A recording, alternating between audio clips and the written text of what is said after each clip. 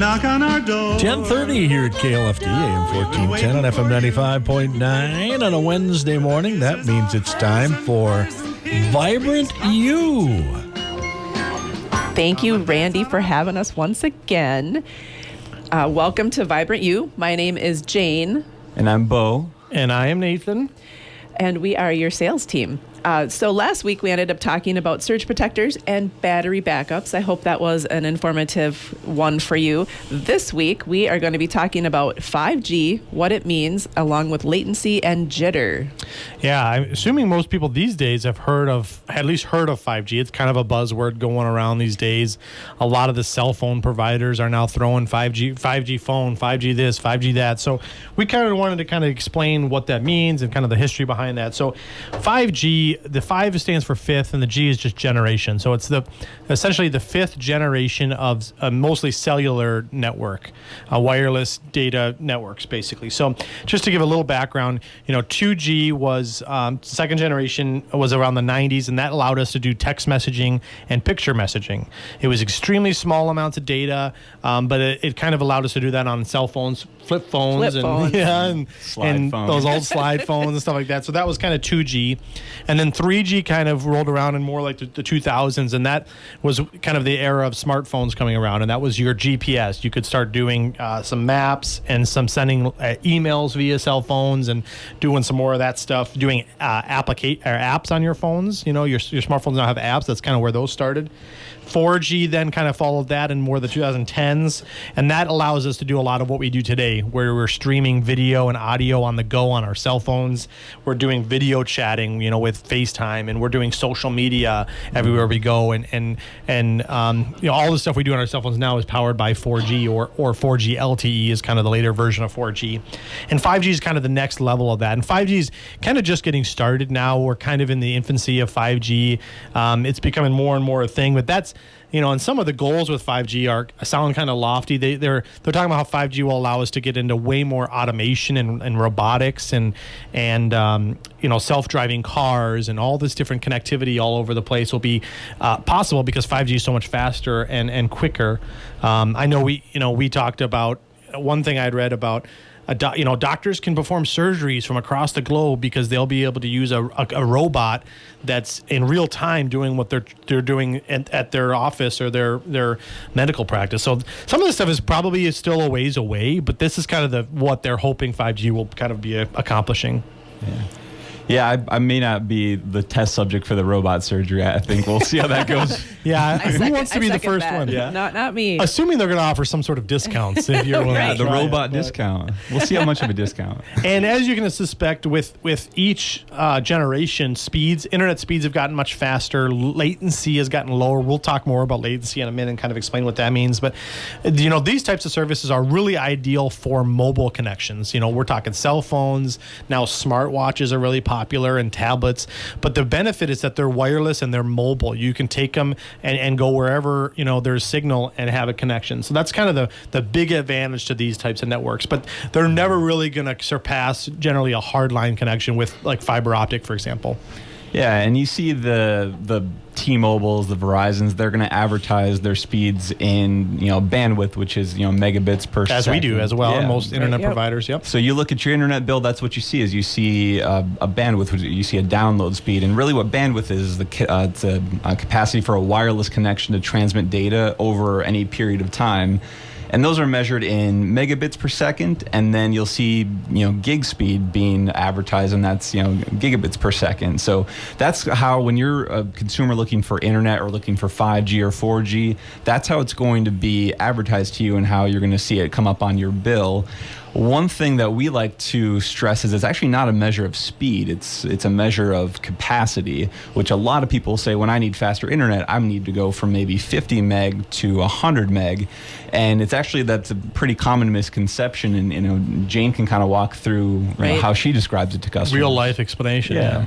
And this is Shane's idea. Like I said, he's the brains behind all of this. But so if you have a hot water tank and it's 100% full, that would be considered your bandwidth in internet. So if you decide to do laundry and take a shower and do some dishes. And The hot water tank no longer is 100% full. So that's your bandwidth. So the shower, the running the dishwasher, that kind of stuff, that is all of your devices. So if you're streaming, if you have a phone, someone's on their cell phone, someone's on their computer, all of that. Everybody's using All it, adds and it's up. taken away your bandwidth. So that's, and if it's gone, it's gone, and that's when you get that buffering. Yeah, you can think of it similar to lanes on a highway as well. So the more bandwidth you have, the more lanes you have on your highway. So your cell phone may take up a lane, your TV may take up a lane, all these devices. So you need more and more lanes. It's how much you can fit at one time, but it's not necessarily how fast you're moving down that pipe or down that road. That's kind of what latency is. Yeah, latency is really speed, and that's what a lot of people are looking for out of their internet. They want, when I load up a web page or a video, I want it to be fast. And latency is described, as the amount of time your data from your device, your cell phone or your computer, how long that takes to get back to your internet provider. And that's really speed, and that's not really what's advertised. And bandwidth is what's advertised, but latency is what's really, really important, and that's measured in milliseconds. So, and you want it to be low. Yes, exactly. It's another confusing thing. So you want latency low, bandwidth high. Yeah, so it's a little different. Because when you see a low number, you're usually like, oh, that's not good. And actually, latency, you want that number to be as low as possible. And so you see differences in your technology from DSL had latency. Sometimes was in the hundreds milliseconds, and then you have your coax cable, which may be around 50 milliseconds, and then you have fiber optic, which sometimes is in the single digits, 5 milliseconds to 10 milliseconds, and that's really what you're looking for and what you want out of your internet. And if you haven't heard of latency, you may have just heard it being mentioned by people that are online gaming and are really into playing online with other people, because that's really, really important. You want to make sure that latency is low, because when you press a button on your controller, you want that command to come through right away. And if it's, the latency is too high, you're going to see what people refer to as lag.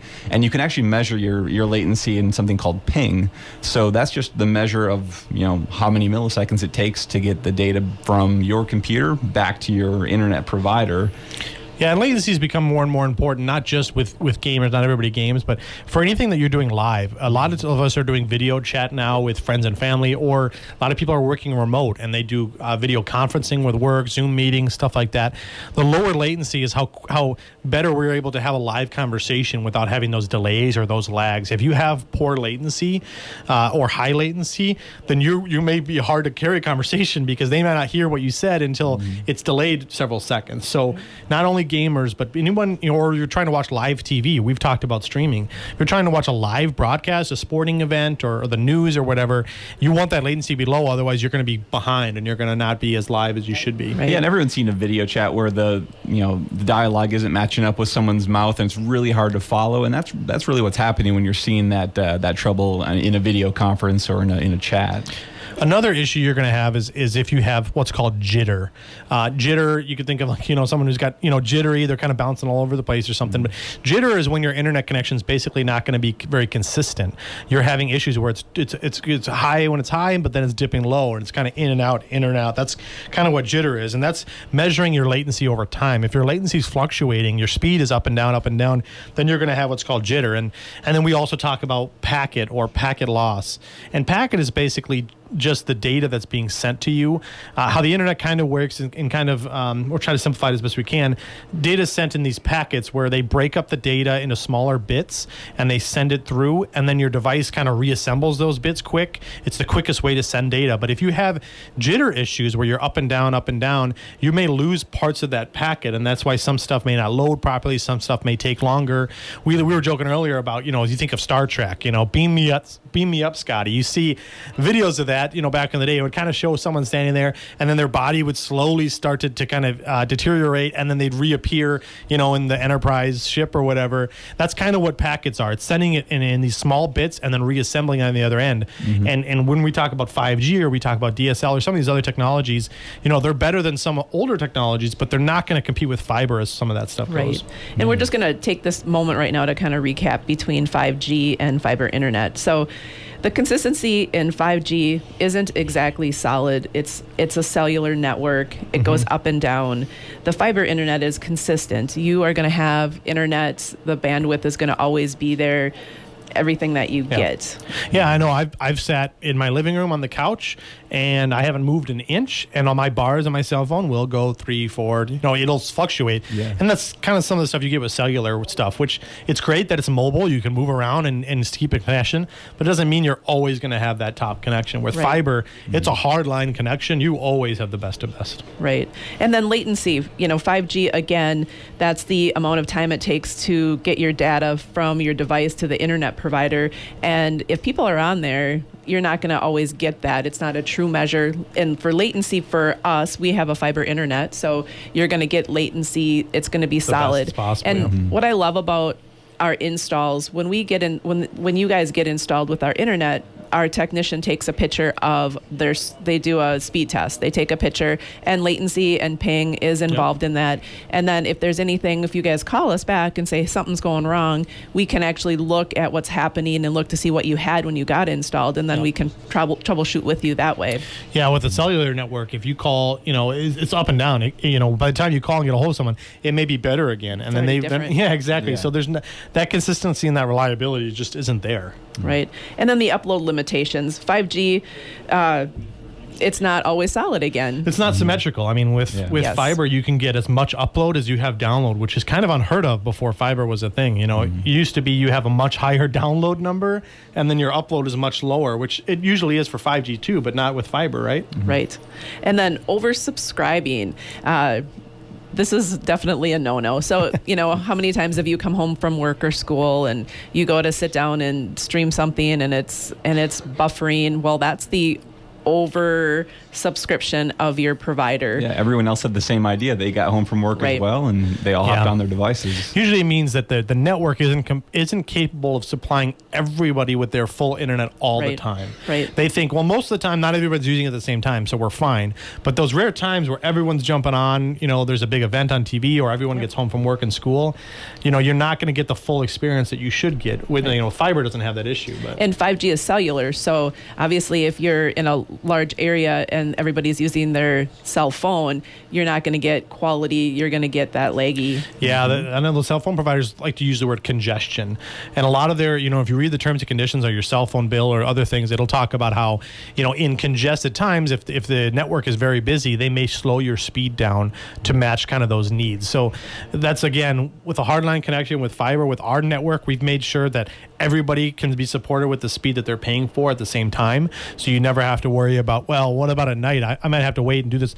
But Jane, weren't you saying that there was a customer that had to do some of their stuff in the middle of the night because they needed the fastest? Right. There was a lady doing payroll, and her previous provider, she wasn't able, that oversubscription happened. So she was getting up at 2, 3 o'clock in the morning to do payroll. And when she called me, she's like, I don't know what's going on with the internet. I go, you don't have to do that. Something is wrong, and we're going to get you. You'll get the same internet at prime time 6 as you will in the middle of the night. When no one else to do payroll, much less at 3 in the morning. Yeah, and if you guys have questions on anything like this, you can email us. And if you have topic ideas for future shows, we have this email set up. It's actually going to be vibrantulive@meeker.coop. So that's vibrant, the letter U, LIVE at meeker.coop. And you can also listen to the replay of this episode on Facebook. You can go on, search Vibrant Broadband, listen to this episode, and also listen to past episodes. And you can also listen to us live every Wednesday on KLFD at 10:30 in the morning. You can also give us a call at Vibrant, 693-3231. Yeah, or, check our website out. We have a lot of great information about our service and about streaming stuff and all these different things that we have on there. So vibrantbroadband.com is the website. And as Jane mentioned, if you have questions about this topic or others, just give us a call. We're happy to discuss it, even if it's not, you're not signing up for service, but you just have questions. We're happy to kind of help answer that stuff. So we'd like to thank Randy for having us and KLFD for having us on again. Thank you for listening. We've got a lot of great feedback from people that have listened to previous radio shows, and we'd love to hear that. So thank you very much for listening. My name's Nathan. I'm Jane. And I'm Bo. And none of us are related, but tune in next Wednesday for another Vibrant You Live, because let's be honest, who wouldn't want to be vibrant?